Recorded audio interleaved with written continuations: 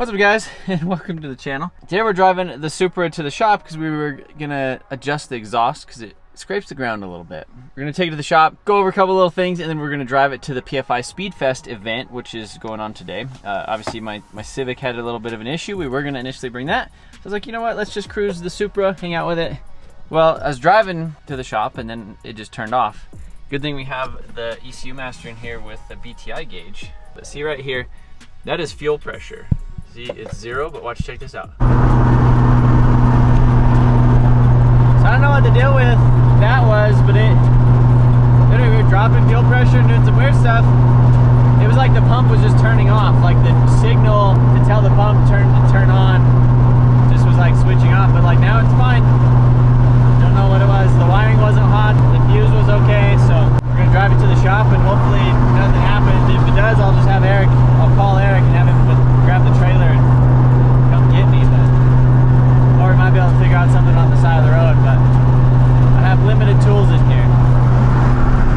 All right, so we made it to the shop. No issues. Crazy thing, I don't know why it just like died. Fuel pressure went to 0. I don't know if like the fuel pump is getting old or, you know, because it's been sitting around basically all winter in the 85. Also, we have this Banging Gears banner that's been on the car for a long time. And you know, I didn't know what was gonna happen with that show, and I still don't know what's happening with the show, but I'm just gonna go ahead and pull this off because, you know, it's been a while. Oh, we have my race week, Rocky Mountain Race Week's coming off.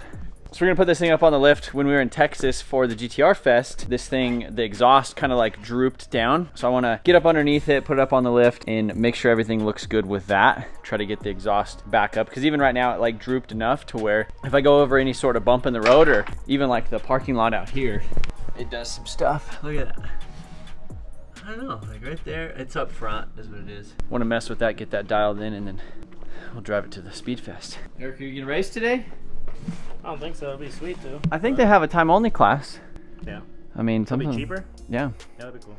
So yeah, me and Eric was planning on bringing his, and I was obviously gonna bring the old yellow fellow over there. We just have so much things to do. I think, you know, I was just bummed about that thing because I feel like I could have stopped it. But then also, we have so many other things going on in the shop right now, like with, you know, I need to get the S14 and we got to prep a bunch of things for slush and lots of stuff like that. So that's why I'm really bummed about that, because, you know, we just have so many other things to do that I just know it's not going to get any attention for a while. All right, so we got the Mark IV on the lift and I cleaned up the exhaust. There was a little bit of residue and everything on it, so that all looks good. This hanger right here came undone, so got that hooked back up, loosened the V-band right here, moved that over, and then I pretty much just need to tighten the one back up top, then we should have a good exhaust. But yeah, this thing has the Fish Racing Tech, the bell housing adapter to the Nissan 370Z transmission in it, and with the drive shaft and all the other stuff. So I mean, it's been in there for a couple years, and I mean, it's been holding the power and everything just fine. So I'm not sure exactly what I want to do. So the transmission in my S14 has been, I feel like, wearing out for a little while now. I can't really like shift really fast into second gear like I used to be able to, and so I've considered actually putting this transmission with that whole Fish Racing Tech and the new clutch and all that other stuff out of the Supra into the S14, and then actually doing an 8 HP swap in the Supra and kind of, you know, make it more like a modern thing. I think that would be pretty cool. It'd make driving the car on the street pretty cool, because I really like that 8 HP transmission. I don't know, what do you guys think? Should we do 8 HP, which is basically an automatic, has a torque converter, shifts really fast, similar to like a dual clutch. You could do a trans brake and you could do a bunch of other stuff, and it's 8 speed, so you could get,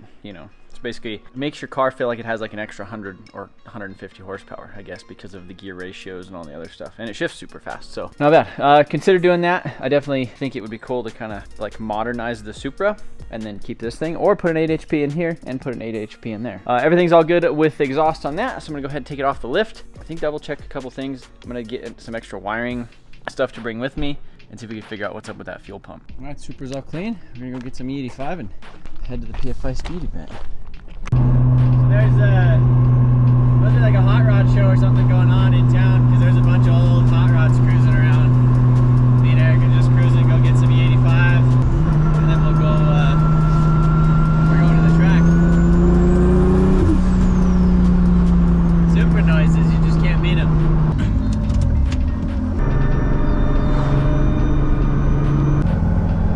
Look at the hot rods.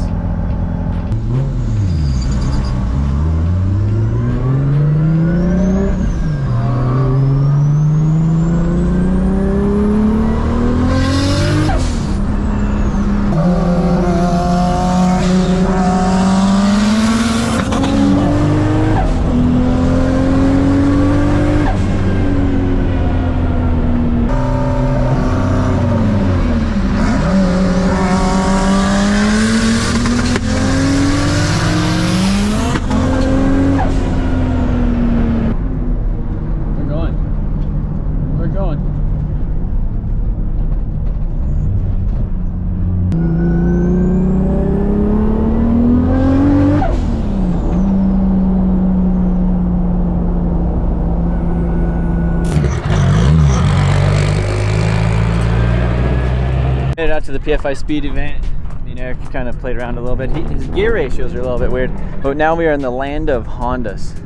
Plenty of Hondas. There's a couple things. There's Fox body over there. There's an Evo with looks like 4 radials on it. There's a Datsun 510. We're gonna have to go check that out, and then we're just gonna walk around and say hello to the people. Seen a Datsun 510 sitting over here. I said I gotta go check it out. So it's got a single cam K24 with a turbo. It's got some D-Twerks injectors in there, flex fuel sensor. I wonder what ECU he's on. He's got factory wiring stuff right there. So that's pretty sick. Cool little car. I need to get mine out and do some things. So we're out here, Matt, how you doing? Oh, what's up? So this is your son's car. Yep. You're gonna show me what I need in my car, right? Yes. Yeah. Because I did a very similar thing to you last year. I missed so many gears that my shifter cage opened up, and the car double engaged second and fourth at the same time at the 8th mile in Minnesota. Shattered the transmission, like blew it to 100 pieces. So what's this unit right there? This is the Huey trans shifter. It's a guy, I want to say he's out of Texas. He did a bunch of Evo stuff. He makes these for the K, Bs, a lot of different stuff. Mario actually just got one in his. But all you do is pull up on your lockout, go into first, and then once you pull down to second, this collar is a rib there, and then there's another rib.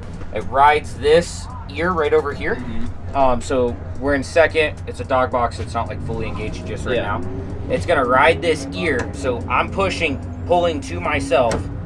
It's gonna fall into third, and then fourth is just straight back. I can't go into neutral because this collar rides there. So to do anything, I have to pull this up.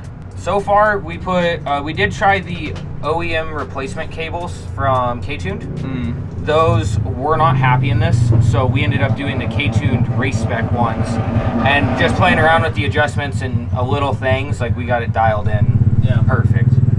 That's nice. It's a fantastic shifter. The cost difference too, I believe these go for like $1,500 or $1,600, and the KDNs go for like, I want to say it's like $2,500, $2,600. The KDNs, there's a lot of adjustments. This, as long as everything's tight down here and nothing moves, you know, you just check your nuts and bolts here, and you're good to go. There's not a whole lot to it. Well, like, let's say a $1,500 shifter, it could have saved me like a $5,000 to $7,000 engine. Yeah, oh, absolutely. Yeah. I got this shifter because it cost me $6,000 to rebuild my last transmission that I blew up. I want to sit in it and try it. Absolutely. It is a little weird. That's it. Yeah. She stays in.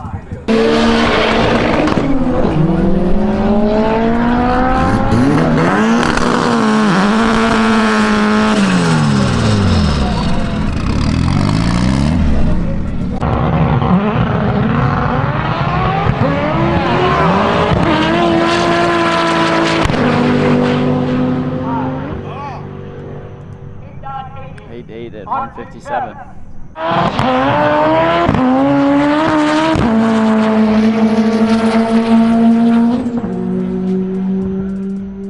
Mine too at 161.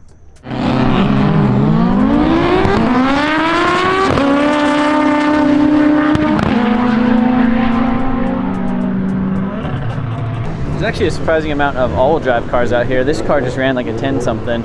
Sounds really spicy, but really cool. Literally looks like it's just, you put the stock SI wheels on it, a front lip, and nobody would really know. These things. That was Matt's car. He broke an axle in it.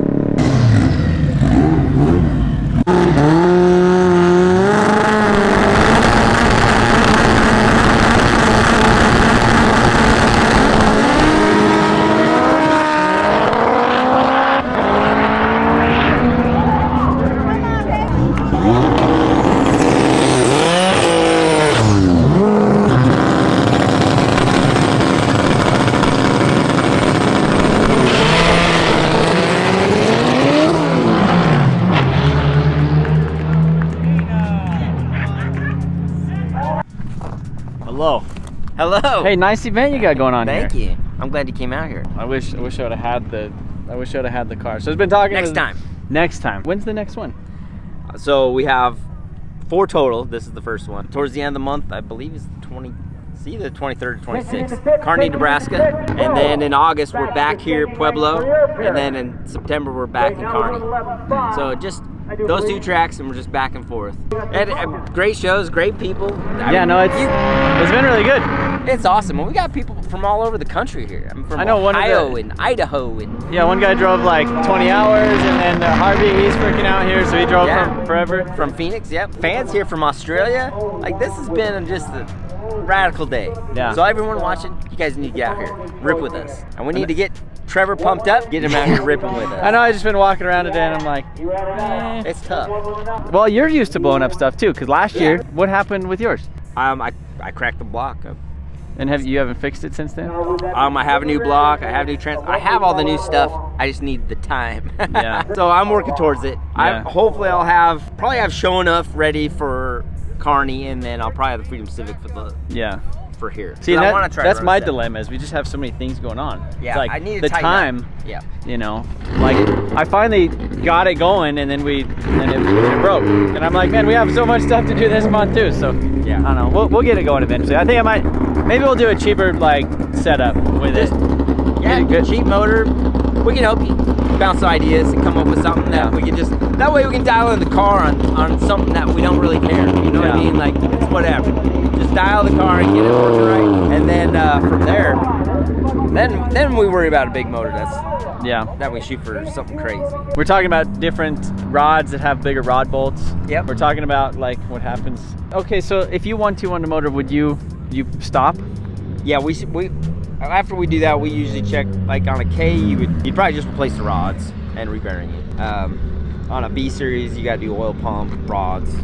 You know, when you do that, it just stretches everything out and just gives it that little bit of weakness. Yeah. And sometimes those rods will work in something that makes like 400 horse that you can just move it down the rut line, you know, but you just gotta watch it. Not the big dog. So, well, you live and you learn. Yep, You live and you learn.